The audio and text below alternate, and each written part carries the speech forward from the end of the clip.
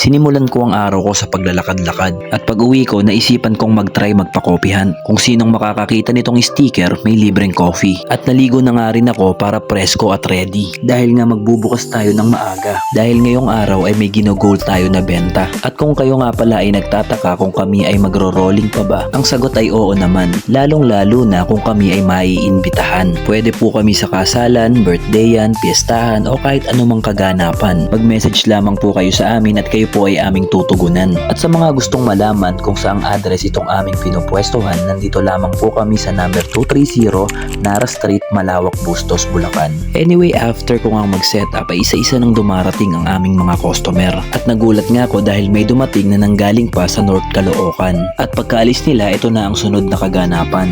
Ayos na ayos at full house na naman. At ito nga pala ang nag-winner sa Coffee Hunt Challenge natin. At sila naman ang mga sumunod na bisita namin. At pasado alas 11 na nga ng gabi, ako'y nag-deliver pa sa tabi-tabi. That's all for today. Please follow, like, and share. Thank you and God bless us all.